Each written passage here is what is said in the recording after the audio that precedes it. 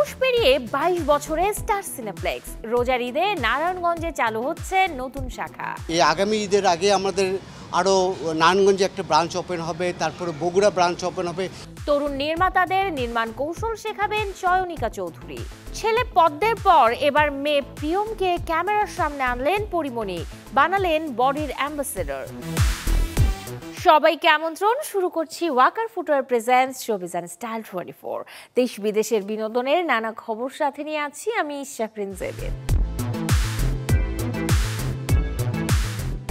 21 বছর পেরিয়ে 22 বছরে স্টার সিনেপ্লেক্স প্রতিষ্ঠা বার্ষিকী উপলক্ষে গতকাল মুভি দেখার আয়োজন করে এই প্রতিষ্ঠানটি, যেখানে আমন্ত্রিত অতিথি ছিলেন কেবল গণমাধ্যম কর্মীরা। আয়োজনে টেলিভিশনের বিনোদন সাংবাদিকদের সংগঠন টেজাবকে বিশেষভাবে জানানো হয় আমন্ত্রণ।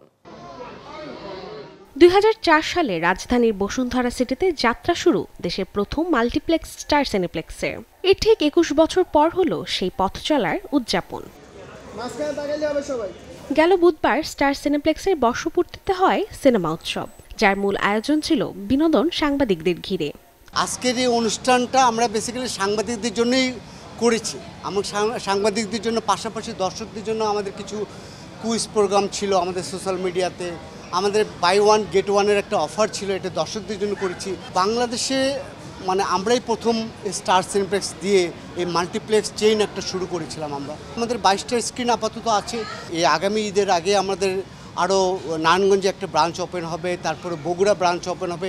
এভাবে ধারাবাহিকভাবে একের পর এক আমরা সারা দেশব্যাপী আমাদের এই সিনেমা ইন্ডাস্ট্রিতে আমরা অবদান রেখে যাব।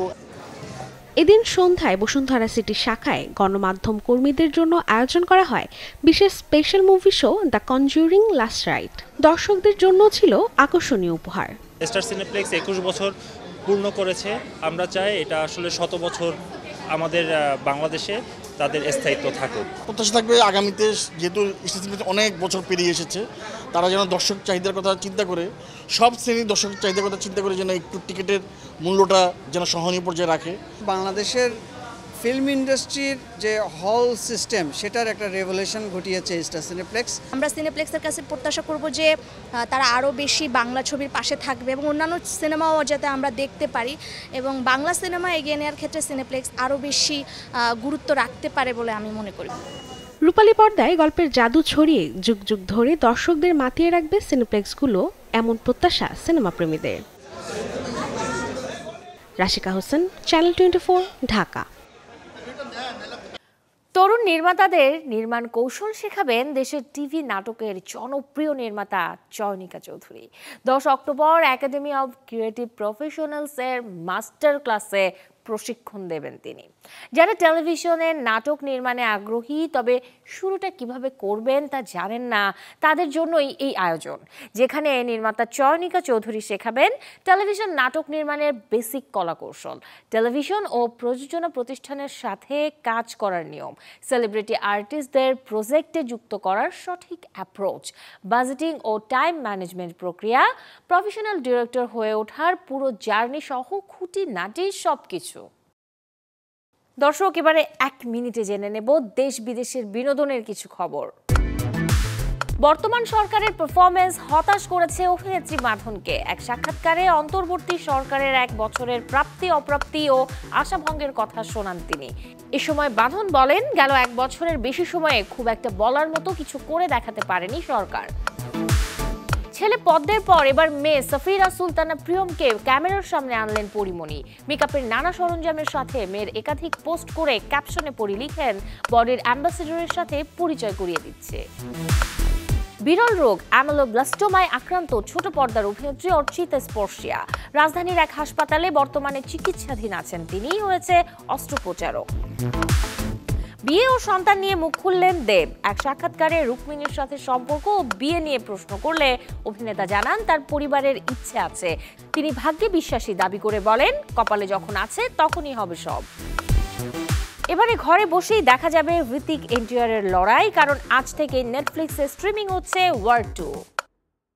প্রতারণার অভিযোগে এবারে বিদেশ ভ্রমণের স্বাধীনতা হারালেন বলিউড অভিনেত্রী শিল্পা শেঠি ও তার ব্যবসায়ী স্বামী রাজ কুন্দ্রা। বোম্বে হাইকোর্ট এই নিষেধাজ্ঞা জারি করেন দুজনের ওপর। কদিন আগেই 60 কোটির অর্থ জালিয়াতির অভিযোগে মামলার জেরে পড়েন শিল্পা শেঠি ও রাজ কুন্দ্রা। সেই জেরে লক্ষ্মী পুজোর দিনেও তাদের 4 ঘন্টার বেশি সময় ধরে জবানবন্দি দিতে হয়। যে মামলাটি তদন্ত করছে মুম্বাই পুলিশের দ্য ইকোনমিক অফেন্স উইং। এরই মধ্যে শিল্পা ও রাজ কলম্বোতে বিজনেস ট্রিপে যাবার অনুমতি চাইলে মামলার নিষ্পত্তি না হওয়া পর্যন্ত তাদের দেশের বাইরে যাবার অনুমতি বাতিল করে বম্বে হাইকোর্ট জানান 60 কোটি রুপি জমা দিয়েই বিদেশ ভ্রমণ করতে পারবেন দুজনে। নিজের প্রথম পরিচালিত কন্টেন্ট নিয়ে মামলার জেরে শাহরুখ পুত্র আরিয়ান খান, এমনকি বিতর্কের মুখেও তার web series the best of Bollywood সিরিজে নিজের চরিত্রকে ব্যঙ্গাত্মক উপস্থাপনায় নেটফ্লিক্স ও রেড চিলিজ এন্টারটেনমেন্টের বিরুদ্ধে মানহানির মামলা করেছেন সাবেক এনসিবি অফিসার সমীর ওয়াংখেড়ে। এই ঘটনায় নোটিশ পাঠিয়েছে দিল্লি হাইকোর্ট। 2021 সালে মাদক মামলায় বলিউড সুপারস্টার শাহরুখ খানের ছেলে আরিয়ান খানকে গ্রেপ্তার করেছিলেন সমীর ওয়াংখেড়ে। তিনি অভিযোগ করেছেন সিরিজটি তার ভাবমূর্তি নষ্ট করার উদ্দেশ্যেই বানানো হয়েছে এবং সেখানে তাকে বিকৃত ও পক্ষপাতমূলকভাবে উপস্থাপন করা হয়েছে।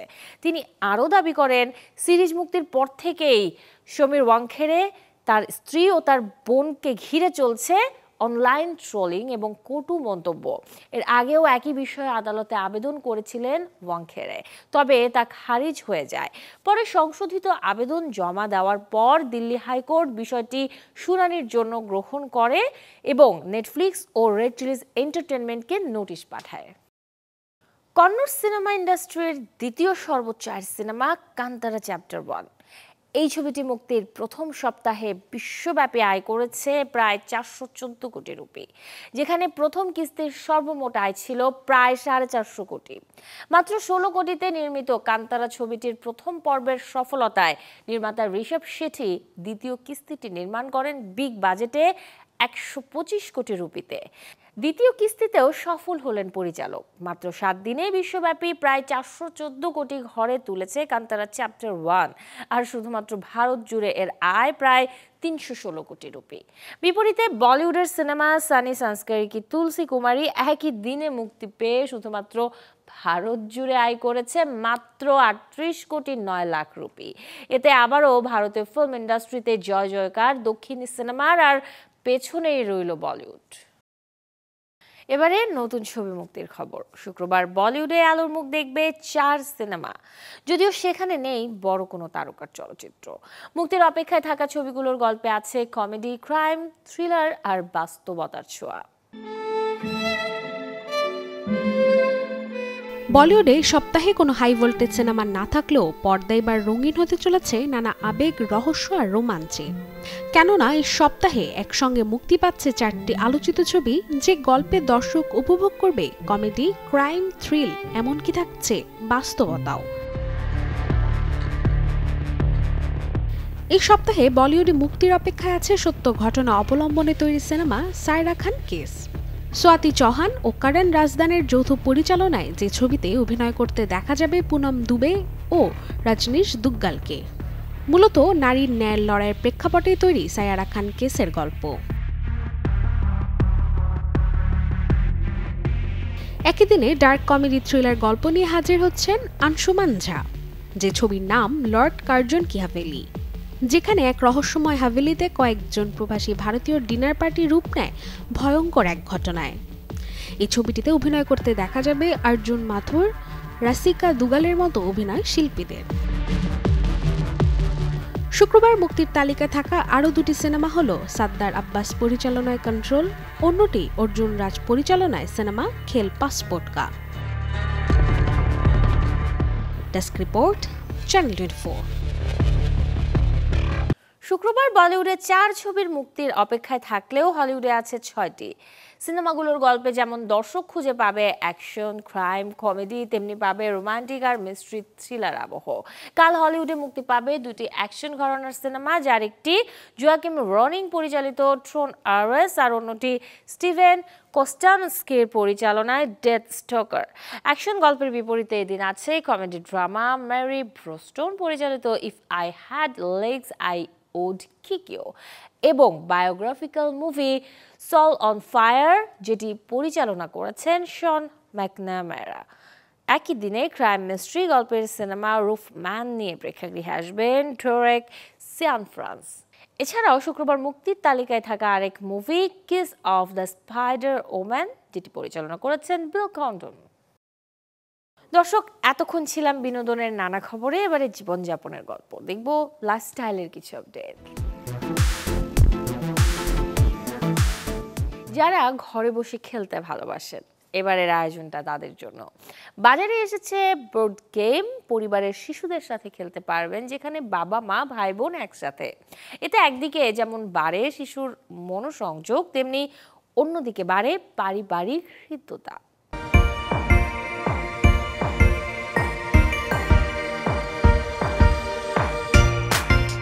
বাচ্চাদের ইনডোরে যে খেলার জন্য স্পোর্টস আইটেমগুলো, সেগুলো এক এক করে দেখাবো আপনাদের সামনে। প্রেস করব। প্রথমত দেখাচ্ছি গল্ফ সেট বেবিদের। গল্ফটা আপনার 4টা স্টিক থাকবে। গল্ফে 4 জনই খেলতে পারবে, 2 জনই খেলতে পারবে, 1 জনও খেলতে পারবে। স্ট্যান্ডার্ড দেওয়া থাকবে, ট্রলি দেওয়া থাকবে, গল্ফ দেওয়া থাকবে। পাশাপাশি একটা আছে ম্যাট, আছে ম্যাটটা নিয়ে খেলতে পারবে। ফুটবল গেম আছে, এটা 2-in-1 ফুটবল গেম। টোটাল 2টা বার পোস্ট আছে, একটা সিঙ্গেলও খেলতে পারবে, 2 জনও খেলতে পারবে, 2টো অপশনই আছে। সঙ্গে বার দেওয়া আছে 2টা।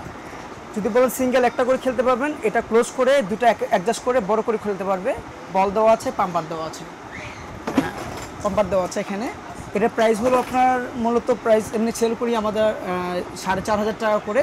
বর্তমানে অফারের জন্য আমরা চলতেছে 3,500 টাকা চলতেছে। এটার সঙ্গে আপনার মনোপলি একটা ডিলাক্স গেম আছে, এটা ফ্যামিলি গেম, যে কেউ খেলতে পারে। এটা ছোট বড় সবাই মিলে ফ্যামিলি গেম।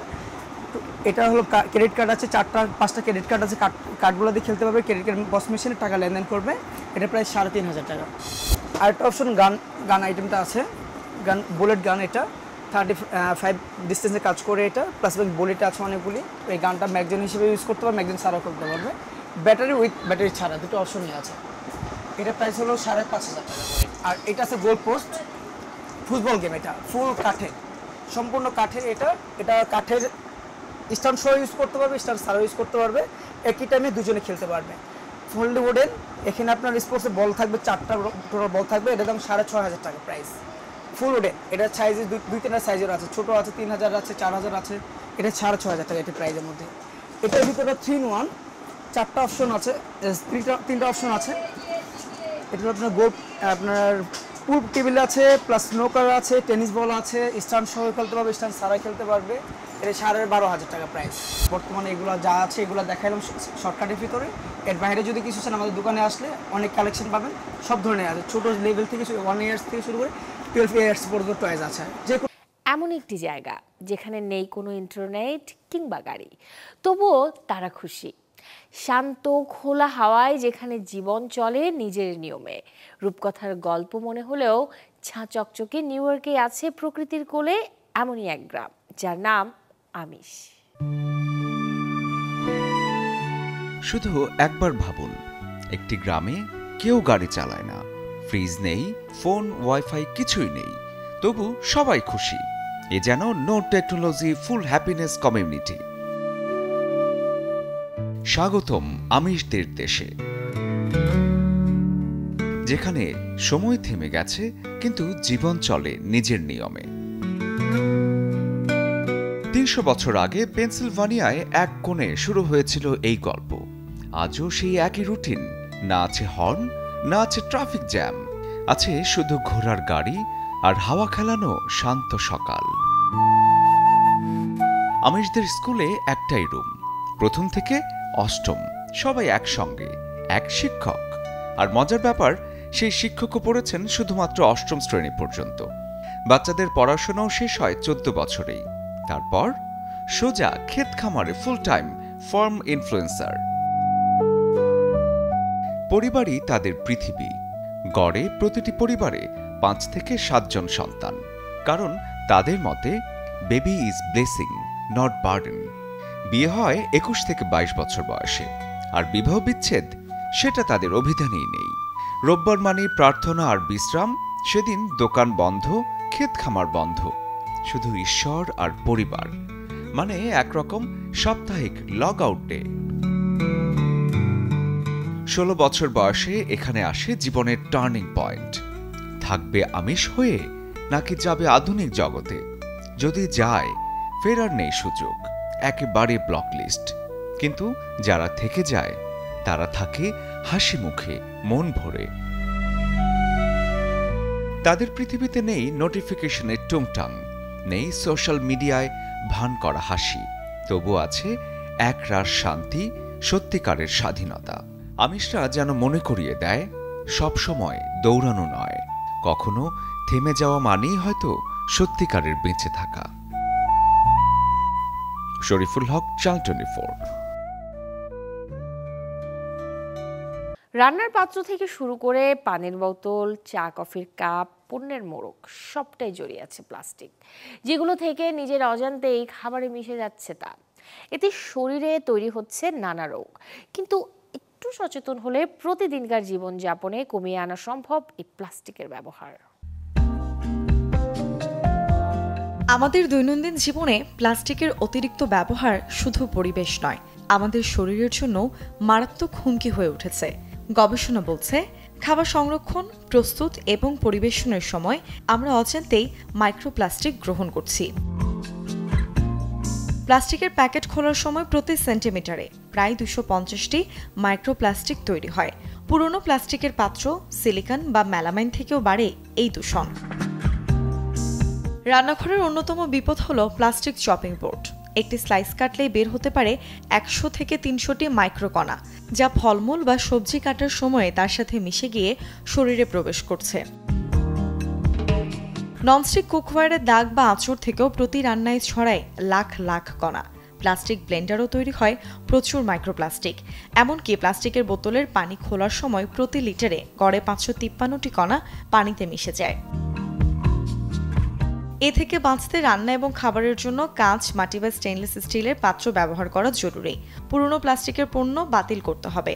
স্পঞ্জ বা প্লাস্টিকের মাজুনির বদলে ব্যবহার করা যেতে পারে প্রাকৃতিক আঁশ বা কাঠের ব্রাশ।